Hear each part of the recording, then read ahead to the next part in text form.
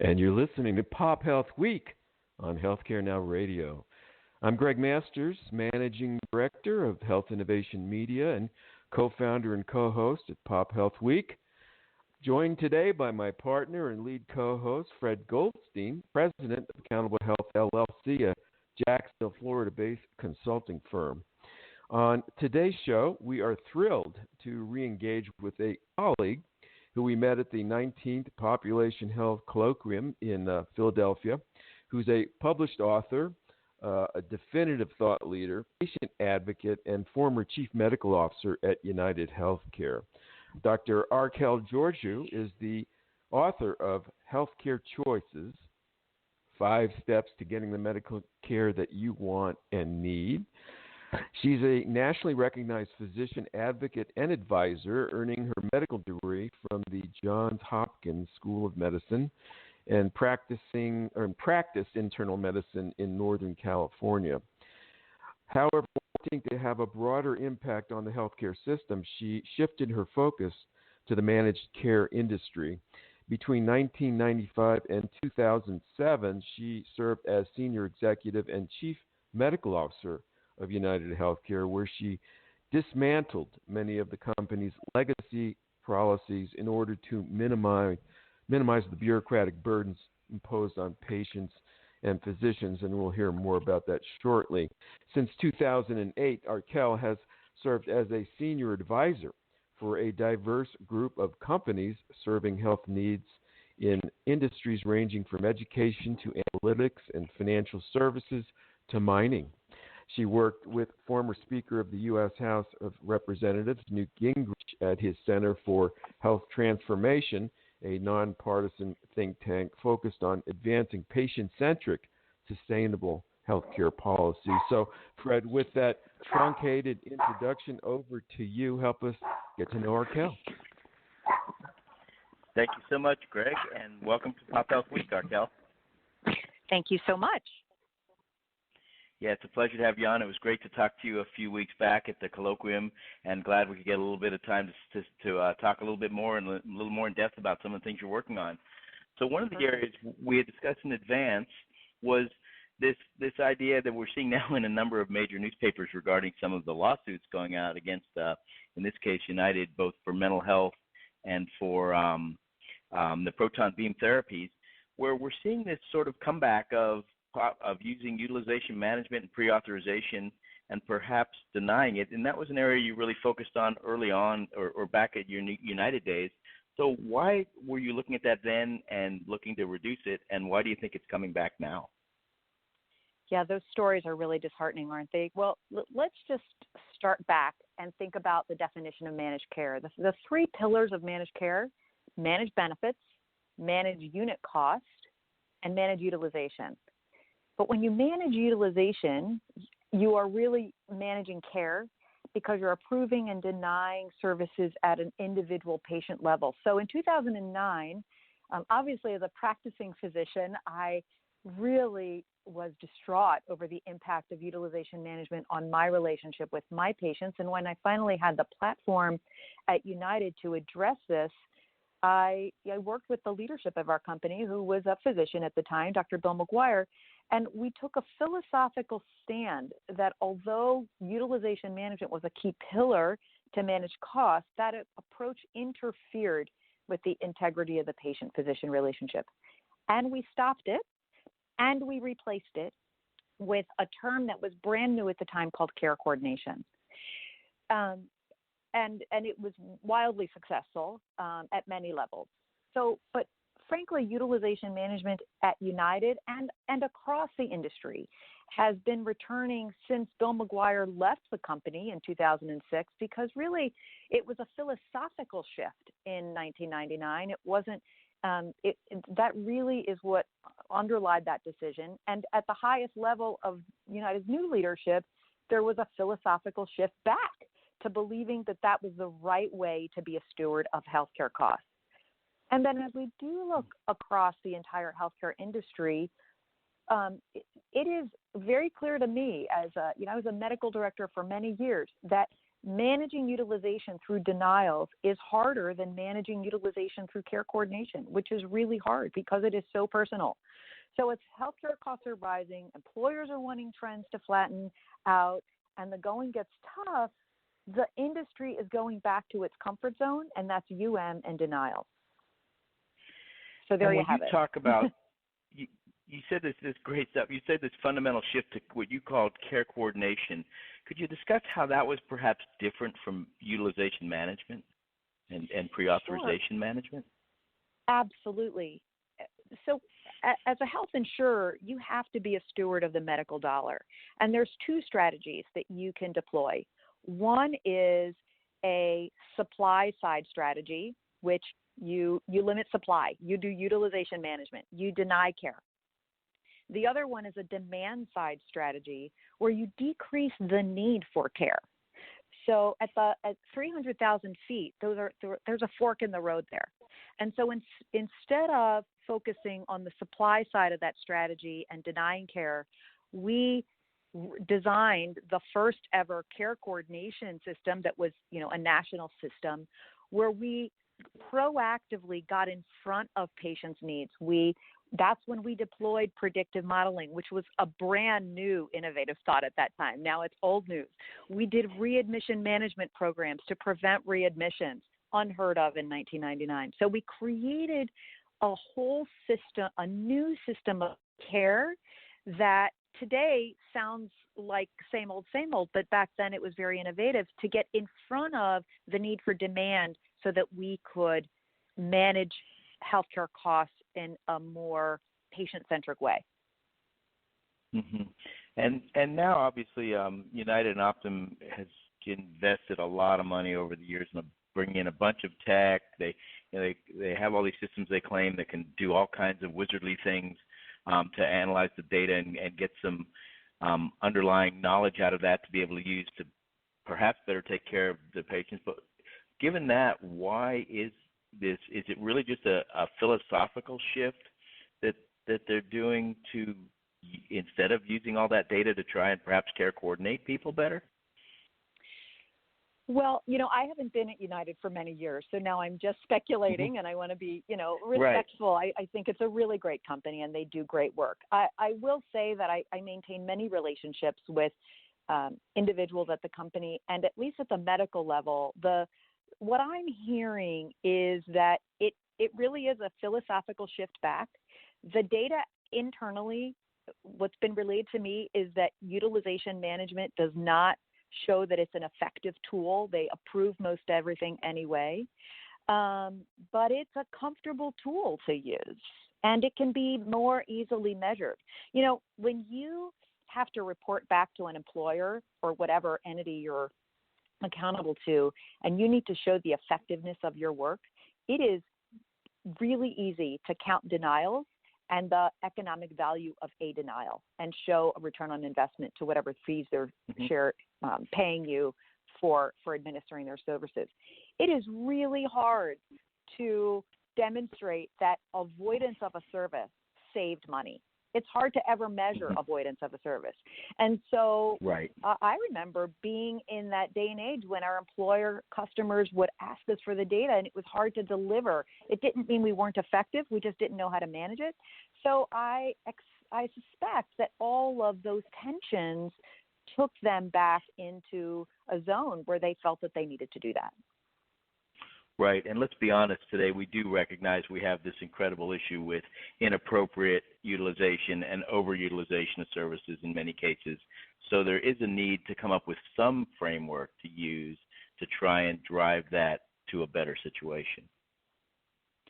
Absolutely, and I didn't mean to exclude that, except we can't address all of the different angles of increased utilization in one answer. But you're absolutely right, and there is excessive utilization across healthcare, and it is a big problem that we need to address. I just don't know that the right way to address it is at the individual patient level when somebody is seeking care for a condition that they are suffering with at this moment. Right, and I would agree with you that you said earlier, you can do it through a UM type of pre-auth deal, or you can say we're going to care coordinate these people and kind of drive it from that side of the equation to do the right things and make it better. Clearly much better than walking in and saying, oh, my service got denied. So really a fascinating area, and I hope at times people look at this, they understand it's a complicated problem, but there are certainly good solutions to it and ways to do it as well. How do you think those kinds of lessons learned might impact, this current movement to ACOs and other value-based care models, MA plans, as they seek to try to implement systems to better work with utilization and cost for their own members? Well, I think that as we see the transition to ACOs and healthcare systems that are closer to the patient, the closer you are to the patient, the easier it is to help coordinate their care and to really coordinate the services of an entire ecosystem to have it be effective. As an insurer, from where we sat, it was incredibly difficult to coordinate the services between, home care and physical therapy and durable medical equipment because we weren't part of their system. We were just a payer, and it was challenging. So what I look forward to seeing progress in is with these entities that are so much closer to the patient in the communities, with hands-on care, with real relationships with the providers of care, that we can put everything we've learned from the past and deploy it so that whole care coordination is easier and more effective. Mm-hmm. And for these ACOs, we're seeing some of this move back, like we did back in the 90s. Everybody was moving to these risk-based models, as we've talked about a number of times in the show, created a lot of problems. Most of them didn't work and ended up imploding. Is it different now? Are there things that these providers have learned that will allow them to do this better as we move this risk to them? Oh, my goodness. You bring that up from the 1990s. I mean, I lived in the day and age of capitation to individual providers. I don't want to pick solely on United. I was also with Cigna, and, watching individual physician practices be capitated for their panel of 100 or 200 patients, it just doesn't work. Risk is designed to be spread out over thousands of people, not 100 or 200 patients.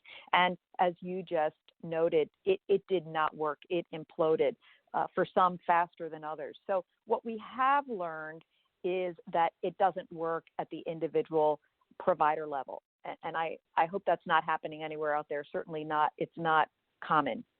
What we haven't learned is that taking risk, whatever kind of entity you are, requires a new culture as well as infrastructure, analytics, and specifically good cost accounting systems. So when we see ACOs come together and form, new organizations and take risk, they need to be able to allocate those costs to all of the different areas that are incurring costs, and that takes good cost accounting, which is not in place in most hospital systems. So while the good news is ACOs spread risk out over a larger population, how many of them really have the infrastructure to manage risk in a longer-term sustainable way? And when we see the results from Medicare's ACO, programs, I am not impressed. I'm not impressed, not because the organizations aren't doing a good job. I'm just not sure that they're all ready. Mm-hmm. And, given that, how do you feel about, and we've seen this pretty substantial growth in these globally capitated primary care doctors. We've had a number of them on the show as well, and they seem to be doing very well. Is it because they've put in that infrastructure, because they're closer to the patient, don't have the high hospital costs associated with them? What do you think some of those reasons might be? Well, I'm not as familiar as that with them, so I'm happy to hear that they are successful. But the way that you structure the risk also has something to do with it as well. So if the financial risk is limited to the services that they provide within the confines of their office that they have complete control over, I can certainly understand how that could be a successful model. But if the risk incurred is for services outside of the four walls of the provider's office, so if you're taking risk for that patient's hospital care and outpatient care and other services that are outside of your small ecosystem, then that's where I think the risk comes in. So if we've narrowed down the level of risk to their time and space, I think that that's a model that might be sustainable. Mm-hmm. Got it. That makes sense. And in terms of where you think the future is going, we're seeing a lot of health insurers suddenly become providers. I think United's now the largest employer of doctors. Humana's got their Conviva network out there. Florida Blue's set up, become GuideWell, and they now separate the insurance arm and are buying practices in ERs. Do you see that as a model that's going forward that's going to continue to grow? Is there some potential that they just become providers themselves? I do. I mean, we used to see distinct difference. We used to say payers and providers as if they were completely different. Now there's not even a gray zone. They're just one. So I think that there are two dynamics in play here. One is that insurance companies for many years, and even more now, are very concerned about being disintermediated as employers started the trend of direct contracting, and now Medicare thinks it's a good idea too. So if there's direct contracting, what is the role of the insurance company? And I had those conversations about disintermediation 10 years ago. So I think it's just continuing to accelerate in terms of concern. So if you're concerned about being disintermediated, then become the provider, because you're going to be able to provide value in that way. So that's one dynamic. I think they're pursuing it for that reason. But the other reason is that unit cost, by the way, not utilization, is the key driver of medical cost trend. So if the insurer is the provider, they have more control over that unit cost, have more control over where to steer care. And so I think that it's those two dynamics that are driving that melding of payers becoming providers. Mm-hmm. So does that put them, perhaps as they move into a larger role as providers, to have perhaps an advantage over the healthcare systems that haven't, obviously, as we talked about, been able to understand and manage risk? Well, if a health insurer is the provider, then they are in a uniquely strong position to manage risk. So if unit cost is the key driver, they manage the unit cost, and they're the payer at the same time. If they have that lever that's going to give them the biggest opportunity to become most efficient, they have the best opportunity to grow. They have the best opportunity to have the lowest premiums, and the company that has the lowest premiums gets the greatest growth. Yeah, that makes a lot of sense. And so I was thinking about, if you had this payer becoming a provider in a community, perhaps competing with another freestanding only provider who doesn't have that expertise, obviously that sounds like the payer who has become a provider would have a fairly substantial advantage in that market. Absolutely, because they can offer lower costs on the premium side, and on the unit of service side. Got it. That's very, very interesting. On the other area that seems to be getting a lot of attention now as we move back to sort of national scale of things happening is Medicare for all. I don't know how many of the folks running for president have announced that they're in for Medicare for all. Could you discuss your thoughts on that and what it might do to the healthcare companies and to the individual consumer? Gosh, it is a headline, right? And the devil is in the details. So there was recently a really excellent article written about all of the different models of national healthcare systems across the world, and so many of them look so very different. And so when we say that there's Medicare for all as a policy stand, then you do need to ask the next question of what do you mean by that? Having said that, regardless of what the model is, if the country moves forward with that or not, I think that there's one element that would have to be in place for it to work under any circumstances. And that is that our country has to be bold enough and brave enough to define a core set of basic benefits. By that, I do not mean 10 essential benefit categories that include the totality of care that we saw with the ACA. Because we can't afford that. It's too big, it's too broad, and we need to come to terms with the fact that everyone can't have everything. And I'm not talking about rationing care, but the most essential benefits that all Americans deserve to have.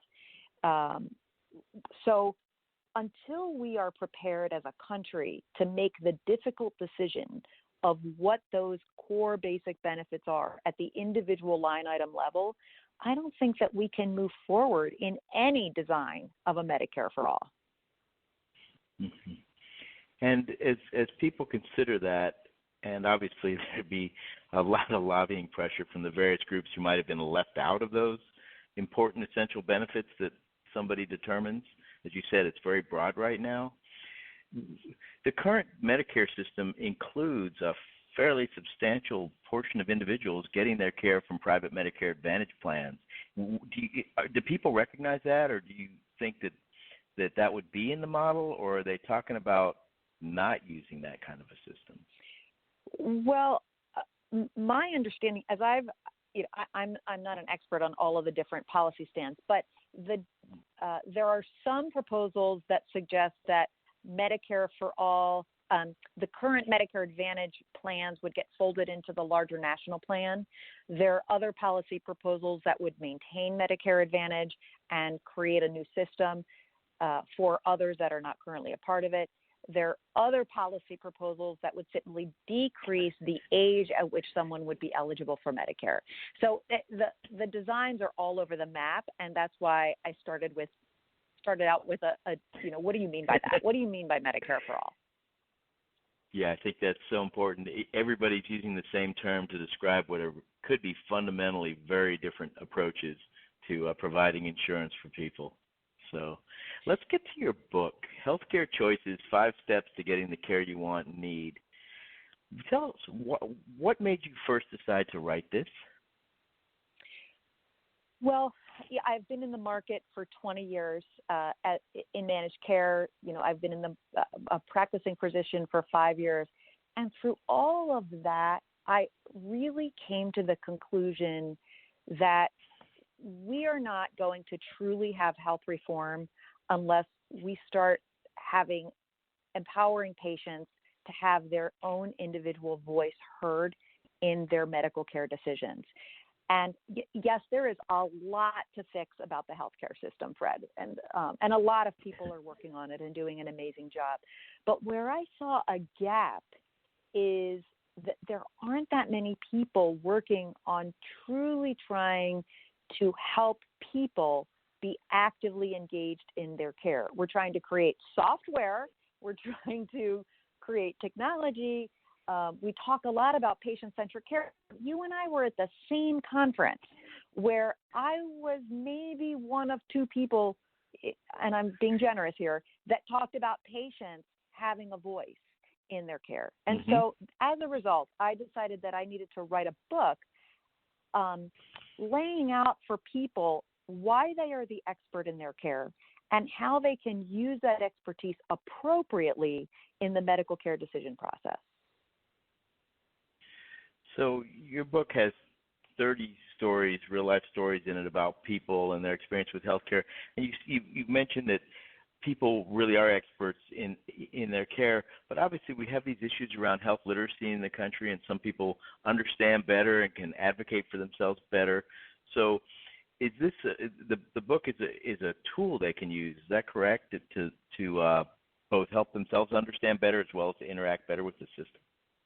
The book is written for the everyday healthcare consumer. I wrote it in really plain language. Thank you for reading it. And so there are a lot of books out there talking about how important it is to advocate for yourself. What I think is unique about Healthcare Choices is that it's not just a collection of stories and anecdotes about why you should. It actually lays out a framework that you can apply to your care every single time you need care, whether you sprain your ankle or you need heart surgery. And so what I refer to it as is the CARES model, which stands for Understand Your Condition, Know Your Alternatives, respect your preferences, evaluate your options, and start taking action. And I lay out each of those steps that you can work through in 5 minutes for a quick, simple decision, or it might take you a little bit longer for a more complex, life-threatening decision. But of course, that's worth it. And so that's what I think is unique about it. It's a tool, it's a framework that people can use in any situation. And just like, I have so many people saying to me, oh yeah, if I really get sick, I'm gonna have to read that book.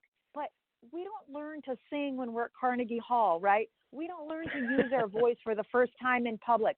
Don't learn to use your voice when you have cancer. Learn how to use it when you have a sprain or a headache or something simple or a cold, and get proficient at learning to use your voice so that when you really need it, you know how to go there. Yeah, I think it's a really great approach that just makes it, and like you said, you can apply it to something very simple or really complex. And these issues go on. We all at some point can access the healthcare system, and there are reasons to know this stuff because things do happen, and we talked about a case recently with a friend of mine who was getting a procedure and ended up having a nurse, ask them, hey, I see you're allergic to this. And they said, what do you mean I'm allergic to that? Well, it's in your chart. Well, that can't be my chart. And there was a mistake made with the wrong band. So it's important to be able to advocate for yourselves. And I think, you give individuals the approach to start and ask those questions as well as to go further and begin to advocate and understand what's really going on with themselves. Yeah, absolutely. This might be TMI, I have to tell you, but I have as you can imagine, my children grew up in a home where we always talked about advocating yourself, and I have an adult daughter. She was at a GYN and, on the table, and they were getting ready to insert an IUD and saw that it was the wrong brand and spoke up and jumped right off that table. And I couldn't have been prouder of her because someone else who didn't grow up in that household, in our household, would have just thought, well, they know best. They know what device is best. And it was wrong. And she would have never known because it was an implantable device. And, that there would have been other complications from that. So we all, no matter how expert, no matter how good your doctor is, only, you care most about your health. And so there's no harm in speaking up. Even if you're wrong, asking the question, it only takes a few minutes and you could prevent, a serious complication. Right. And I think, on the flip side of that, you can get to this concept. It is important to ask the questions and understand it, particularly as we see some things going on now with the measles outbreak, et cetera, and vaccinations. It's important to understand that a lot of this stuff does work and there is a reason, but know the facts and understand how it impacts your situation. So I really appreciate that you wrote this book. I think it's just a great tool, and then people really should read it because at some point everybody's going to access the healthcare system. Well, thank you for referencing it. I really appreciate it. Oh, yeah, it's my pleasure. As we're heading out here sort of towards the end, I want to thank you very much for joining us, Archelle, and hopefully we can get you back on. There are so many other areas we could discuss. I really appreciate your time. I really appreciate you having me. Thank you. And that will be today's last word on Pop Health Week. I want to thank our guest, Dr. Archelle Georgiou, for her time, insights, and obvious passion today. Do check out her work on the web via www.archellem.com, and be sure to follow her on Twitter at ArchelleMD. For Fred Goldstein, Healthcare Now Radio, and Dr. Archelle Georgiou, this is Gregg Mathers saying bye now.